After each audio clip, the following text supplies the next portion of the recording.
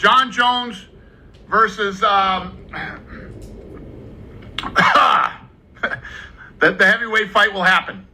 Just relax. I'll announce that soon. Залик уже взял свою команду Джонса. Все, он в моей команде. My team has global.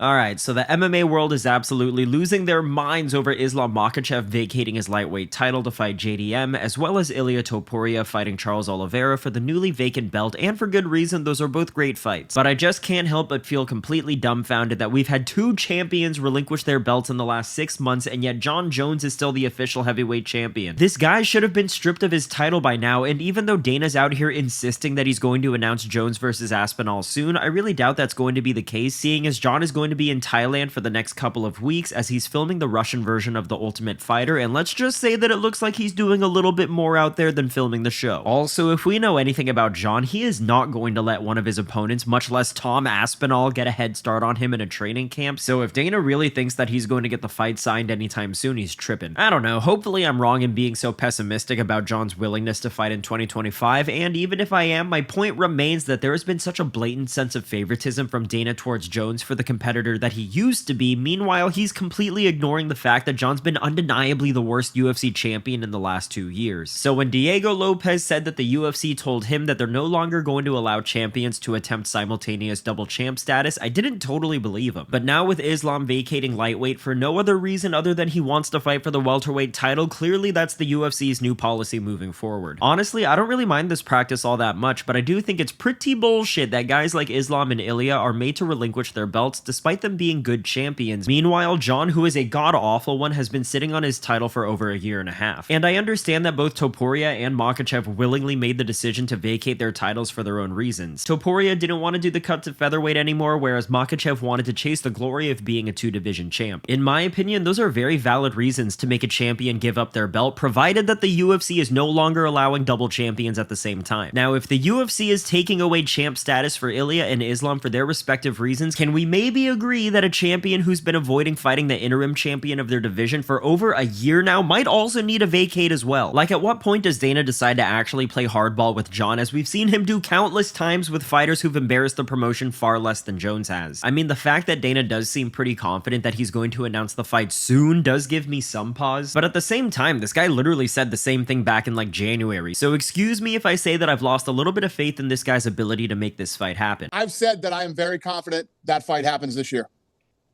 What would, I don't want to say what's holding it up, but what's holding it up?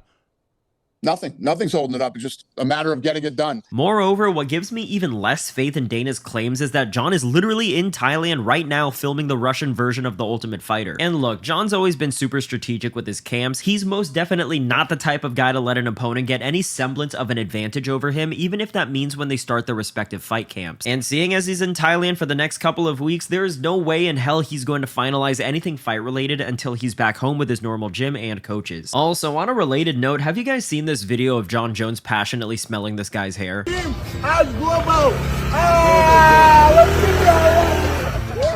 First off, take note at how visibly intoxicated Jon looks. The guy's clearly been drinking and doing who knows what throughout the night, and you can tell by the look in his eyes that he is clearly inebriated. Then of course, there's the deep inhale of this guy's sweaty, oily hair. Now, I don't know about you guys, but the thought of taking a long, hard whiff of my homie's hair has never even crossed my mind ever. Look at the way that he bunches up as much hair as he can before going in on it. He straight up grabs 2 handfuls of that shit. That said, the smile that he flashes the camera, as well as him clearly leaning his entire torso over the other guy as they drive away, definitely gives me the feeling that he's enjoying himself a little bit too much. My point being that this is not a man who is currently in training mode, let alone fight mode. This guy's over there in Thailand doing God knows what with God knows who, but I do know that fighting Aspinall is not at the forefront of his mind right now. Now, I don't want to imply that Jon decided to up and leave his family back home so that he can indulge in the unbridled degeneracy that Thailand offers, but like, come on, seriously, why is he even there? Nate Diaz does have a kid, but at the same time, it's not like he's actively competing these days, so he might just be doing this for the money. When it comes to Jon, the guy is a supposed family man who's also the UFC heavyweight champion of the world, and he at least has the expectation to defend his belt, yet he's on the complete opposite side of the world partying into the night. Frankly, I do think that Jon is using this as an opportunity to go crazy in Thailand on a free vacation, and I think that we might be getting a small glimpse into what he's doing over there in this clip. Look, Jon Jones is probably in the closet, but frankly, the gayest thing that he's ever done is duck Tom Aspinall and hold the belt hostage. Anyways, what this situation shows more than anything is that the UFC is genuinely scared of upsetting Jon. Dana has been figuratively and possibly even literally, who knows, bending over backward for this man since 2020, and it's only gotten worse with time. It's favoritism to such an extreme degree that I'd even go as far to say that it's corruption as well. Jon has been champion for over 800 days, and he still hasn't even fought the interim champion of his weight class. Yet somehow he gets to keep the belt, keep the clout, and keep holding up an entire division. Meanwhile, other champs like Ilia and Islam who have actually been active are put in a position where they need to give up their titles. And again, I don't mind the UFC taking these measures to ensure that every division doesn't get stalled out, but if they're going to do this to Topuria and Makhachev, then how about you step in and do something for the worst defender in Jon Jones? At the end of the day, sure, I would like to see Jones fight Aspinall, and as much of a bummer as it would be to not ever see that fight, I can live with it. But the heavyweight division has not been this logjam since like 2013, and the reason for that is solely because of Jon avoiding Tom like the plague. It fucking blows my mind that the other heavyweights aren't speaking up about this. Just yesterday, Curtis Blades finally stated on his Instagram that Jones needs to be stripped, but the fact that there haven't been more complaints from the other heavyweight contenders is crazy. Like, I don't know if they're afraid of crossing Dana or if they truly don't care about being champ themselves, but you would think that these guys would speak out about it, but I guess not. Anyways, Jon should have been stripped like 2 months ago, but as long as Dana White keeps enabling him, we're going to keep watching the UFC bend over for a guy who hasn't given us a reason to care since March of 2023. You can call me pessimistic and you can call me bitter all you want, you're probably not wrong, but if watching every other champion act like a champion while Jones is out in Thailand doesn't annoy you, then maybe you've forgotten what this sport is supposed to be about. Okay, we still got time, so let's talk about the fights that got announced, starting with Topuria versus Oliveira. This is definitely the most fun matchup you can give to Ilia at lightweight now that Islam's left the division, but I actually wouldn't say that it's his toughest. I said this a couple of weeks ago, but I do believe that Ilia's toughest opponent at lightweight, who isn't named Islam Makhachev, would be Arman Sarukian, and I stand by that now. That being said, I do think that Topuria is going to win the lightweight title at UFC 317, but I'm not going to count out the greatest finisher in UFC history. I don't know, I just feel like Topuria's power, along with Oliveira's suspect chin, is going to be what leads to a TKO win for Ilia in this one. The thing is, both guys are pressure fighters, but one, I do think that Ilia is going to eventually put Charles on the back foot, and two, even if Charles is able to move forward, I still think that he's in a lot of danger because Ilia's footwork, even while on his back foot, is really good. Does this fight go to the ground? I'm really not sure, but it would for sure be in Charles' best interest to shoot early and often. I really love both of these guys as fighters, so it's gonna hurt to see one of them lose, but ultimately I do think that that guy is going to be Charles after he gets TKO'd in round 2. Next is Islam Makhachev versus JDM. It's pretty badass that JDM's already accepting fights less than a week after he won the belt. Now, I think that this is a good time to say that I have written off JDM for years, saying that although he was a good fighter, he was never going to be champion, yet here I am eating my words. He's really exceeded all of my expectations of him, but does that mean he's going to beat Islam? I would imagine that JDM is going to be the better striker, so I guess the question comes down to whether or not he can keep the fight standing, much like he did with Bilal. And you know what? Fuck it, I think that he will. He's made a believer out of me, and I think that he can make lightning strike twice. JDM by decision, but I think it's going to be another war. Last up is DDP versus Hamzat. Not gonna lie, I'm actually most excited for this fight when it comes to the upcoming main events. This really is a case of an unstoppable force meeting an immovable object type of fight, and I'm not sure which guy represents which from that analogy. Guys, I know that Hamzat is Hamzat, and trust me, if he ends up winning by submission in the first 3 minutes of the fight, I wouldn't be shocked in the slightest. But I just get the feeling that DDP is going to be able to weather the early storm and drag Chimaev into deep waters. Of course, this is all dependent on him surviving those first couple of minutes, but I really do think that Duplessis has the plot armor needed in order to not get finished early. Like, we have seen Hamzat get tired against Gilbert Burns and Kamaru Usman, and even though he really is the scariest first round fighter in the UFC today, starting from the second round, he looks like a different guy. Call me crazy, but I'm going DDP by 4th round TKO. Anyways, that's the video for today. Definitely let me know your thoughts on the multi-division shakeups that have just gone down. Do you think it's ridiculous that Jones hasn't been stripped yet, and do you agree with my fight predictions? As always, if you like the video, then like the video, and if you haven't subscribed to the channel yet, please do so. I appreciate you for watching, and I'll see you on the next one. Bye.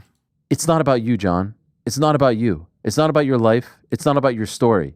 If you want to enjoy your life, if you want to be a part of a reality show, if you want to take that money and delay things and hold someone else's dreams back from becoming a reality, that is ducking.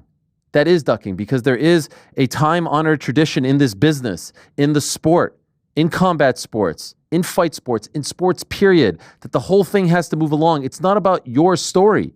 Your story is great and you're living your best life, great. Get rid of that belt. If you want to do that, great. No one will begrudge you. Everyone thinks you've done enough. You've earned enough. You've proven enough. Now allow someone else to have that same story. Allow someone else to write that same story. You are holding him back. You are holding back not only Tom Aspinall, but the rest of the division. So yes, you're missing the point. This isn't about you. It's about the belt. How many more times does Tom have to say he would love to fight him? He would love to be he would love to have the opportunity to be that guy. He would love it. Who wouldn't? But he just wants that belt. He wants whatever that belt signifies, whatever it symbolizes, and what it brings.